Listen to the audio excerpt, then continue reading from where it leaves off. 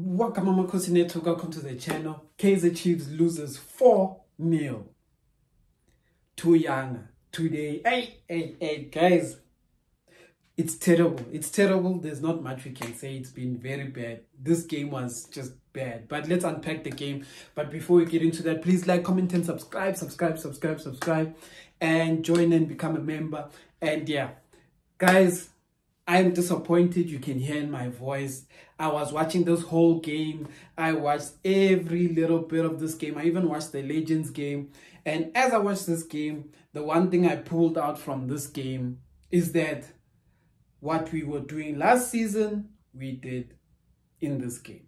So I'm a bit worried now because, you know, sometimes when a new coach comes in, you expect to see new things and you expect to see things happening, man, differently than last season, especially because last season we finished 10, playing this broken football, playing this no system football. Yeah, they even played the players that a lot of people have been requesting to be on the field, but those players still disappointed, you know. So the one thing I'm going to verify for today is that this Kaizer Chiefs will not go anywhere with these group of players. These group of players are group of players that are going to make you finish number 10, make you fight relegation, or at best you're going to just finish in the top 8. That is a good win. The reason why I'm saying this is because it's not like Yanga today came and dominated us, like played the best looking football and stuff. But when they were in specific positions, they did the job. When it was time to defend, they found a way. When it was time to attack, they found a way. They didn't play a brand of football that you can say was dominant. But they had like every chance they got, every mistake Chiefs made, they punished. But Tina, every mistake they made, we could not punish. There was a time Saile gets the ball, they make a mistake, but he pass Saile in the front. Saile grabs the ball, he runs, he passes it behind all the Kaizer Chiefs players. You know, there's a time Ranga gets the ball, he has to just control the ball, he controls it to the player, to the younger player. So what I'm saying is that there are moments in this game where where Chiefs had their moments to do something, but because the quality is so low, they can't do something in a moment. You know, it's like there's moments where you just expected someone with class to just hit the ball on target and it's a goal. But they can't. They can't. Ranga failed. And yo, let me actually start here. Let me go back to this one. Mad played 90 minutes this game. Mad played 90 minutes, and I want to ask a very simple question. Mad, can you tell me who is your Nyanga, who is your Sangoma, who is what church you go to, Mad? Please tell me all this information because I'm gonna go there and ask for Lotto. Because Powerball, a Lotto they say it's at 90 million. Mad, tell me go to Yagubani, Babangchele, because how is it that each and every coach that coaches Mad always plays him 90 minutes? Others one, at least others one identified at some point in the year that Matt is not good enough and he started not playing Matt. Molivin Tek, 90 minutes. Kevin Johnson, 90 minutes. Nabi, 90 minutes for Matt. How is it that they cannot see that Matt is what breaks the spine of the team? The spine of the team is negative. The spine of the team can't find the players in the right position. Msimango, let me give you an example. Given Msimango was finding midfield players more than Matt. Let me explain this. Let me revert it. Let's explain it again. Given Msimango as a center back had more forward passes to our midfield players than Matt. Matt would get the ball and pass up Msimango, get the ball pass at Ditloko, get the ball pass Unkosana, and not support Unkosana because a lot of you are going to attack Unkosana, Umbutu. Get the ball pass Frosla, Unkosana, Ditloko, Given have to be the ones who pass Abom Dushabalala, who passed Vilagazi. Vilagazi and Du were literally playing at the back because they had to come and track back because Matt would not find him. Matt could not get the ball, take on one player, go and find him. And Sam Kelos, one of the player you guys love so much.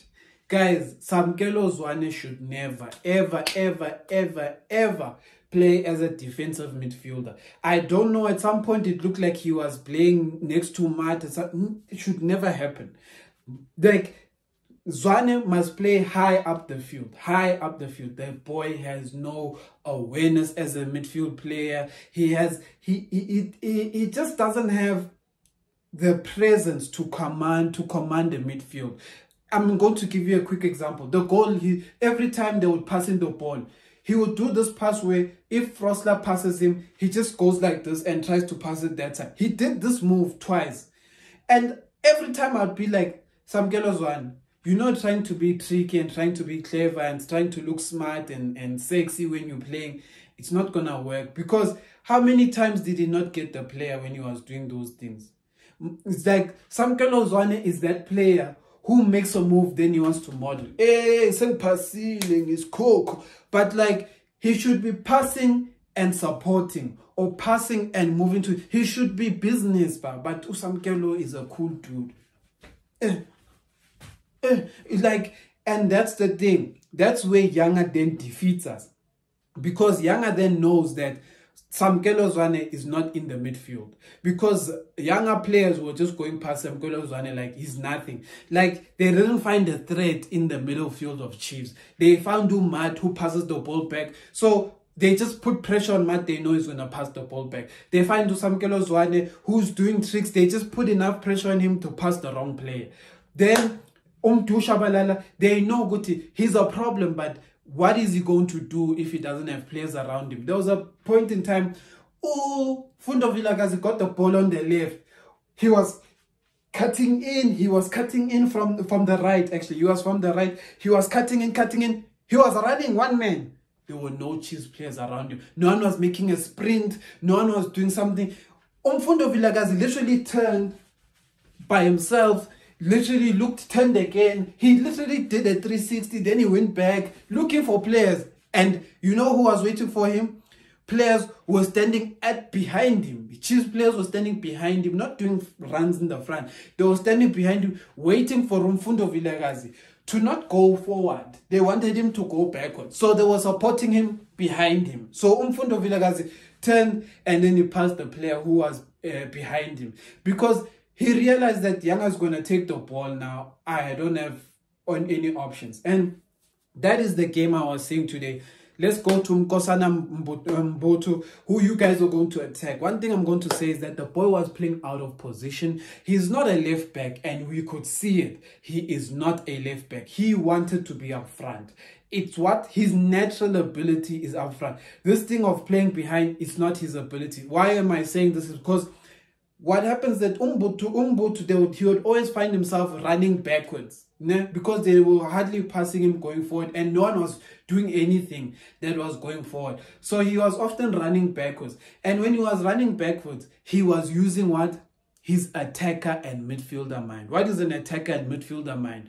You don't lose the ball. So you don't just kick the ball out. He was using a midfield mind as a defender. So he would get the ball and try to dribble himself outside of a tricky situation, which is what Abo Matt, Abo Zwane, and all these guys were meant to be doing. But he was trying to do it as a left back. And then what was happening? Young Africans would just put pressure on him. Why? Because Abo Matt would not come and support him. They were not giving the boy options. So the boy was doing something that you can see is not what that position requires. Because a lot of those times, he should have just kicked the ball out and said, all right, guys, come on, man. Like, support me. Like, he should have been like, come on, support me. Like, you guys are leaving me. But then he would try dribble out. And sometimes, once or twice, it worked. It worked where he found a way, dribbled out, and he found a pass. And people were like, yeah. But that moment he failed to do that is where we conceded with his pass. This game was basically the youngsters making us concede goals. Zwane made us concede a goal. Mbutu made us concede a goal. And the first goal was just unfortunate. I'll say it's unfortunate because that Prince Duba guy, he didn't really create a chance that was like perfect. He was just lucky. Every time he kicked the ball, it turned out how somehow it was hitting Chiefs players and bouncing back to him. Then he would go and kick it again, and it would hit a Chiefs player and end up to the point where Whenever it was hitting Chiefs player and coming back to him, he found himself good. How? I'm at the front now, I can score. You see, that's what happened to him. And he scored. And then, obviously, from them. The interesting thing, I was listening to the commentators, and the commentators at halftime, one of the commentators basically said at halftime with him, in the second half, Yanga is going to end up having 5-0. And they ended up winning 4-0. Why is that? Because they can see that Chiefs does not create enough. They don't take their chances. And yeah, so that's a lot of the game. But the biggest thing I'm worried about is that I am worried, and this is now my criticism of Nabi. I am worried, Nabi, that we are still playing like the team of last season. I know you can't change a team and you can't change the wrong things that have been talked to them over the past, let's say, because this squad has been together for now. This is like almost the 13th season, Yabo Martin them. You can't erase everything they've been taught in 2 seasons, in 3 weeks. So Abo Martin them have been playing this way for the past 2 seasons. So you can't expect in 3 weeks a coach is gonna come and make Matt pass forward, which has been doing passing back for past 2 seasons. Matt has been passing back. So now we expect Nabi to do miracles. And one thing I'm gonna tell you is this: don't expect that. That is why I'm happy we're starting in September. Why? Oftentimes, a new coach, you start to see his philosophy from game 5 to 10. So between 1 and 5, they're still trying to figure themselves out. They're still doing nonsense and stuff. But from 5 to 10, oftentimes you start seeing the coach's philosophy. They start doing the things the right way. But now, because our season starting in September, they will have that time to take out the right gameplay. And that's my problem. Nabi must we can't look like last season's team. We need to buy players. That is very obvious now. Our play needs to look better. I know the midfield is a problem. Having Matt in the midfield for me is still a problem. Having Castillo in the midfield is still a problem. Having Teto in the midfield is still a problem. Those 3 guys are the same type of players. They just look different. One looks South American, one looks like a Zulu on my stoop, and the one looks like a colored. But at the end of the day, by a fan. So that's the thing. They have 3 of the same thing, and they're expecting them to do miracles. And as you can see, there's no miracles. And I'm going to finish it off by saying this. Good team. I am not going to look at this game and judge Nabi and judge all of these people, because one thing I'll remember, the first season Stuart Baxter arrived in South Africa, in the MTN 8, he lost 4-1 to Sundowns. He lost 4-1 to Sundowns, and Richard Henekani was basically killing us that day. I remember that game very clearly. But after that, when the season started, Chiefs won that season. We beat that season after losing 4-1 in MTN 8. We came in and we won that season. But so what I'm trying to say is this. A new coach takes time to get the team to adapt to what he's trying to teach them. And sometimes it's also a thing where he needs to bring in the new players that he's going to sign as soon as possible. Because it can't be now a thing where he's going to bring in the players the last week of beginning of September. It's gonna be too late. So that's about it, guys. It was not a good game to watch. And we know what made this game even worse, the Legends game. Did you see all of our legends? Suma, Khatebe, Jabupule, Dr. Kumalo, Ye, Shaba, yo, Mandla Masango. Guys, we have proper legends. Our Derek Spencer, our Cyril Nzama. Our legends are such qualities. But when you look at this year's current team, who in this current year team would you want to be in a Legends game? In this current year's team, the one that Nabi is coaching now, who would you want to be in a Legends game? And you know what my answer is? No one. They have not proven to be anything. I'll take Junior Kanye any day. Any day. As much as people don't like Junior Kanye, I'll take Junior Kanye any day to any player that is currently in the Kaizer Chiefs squad, because these guys don't deserve to wear the Chiefs jersey. But by 10 years, so they're here. Amakhosi.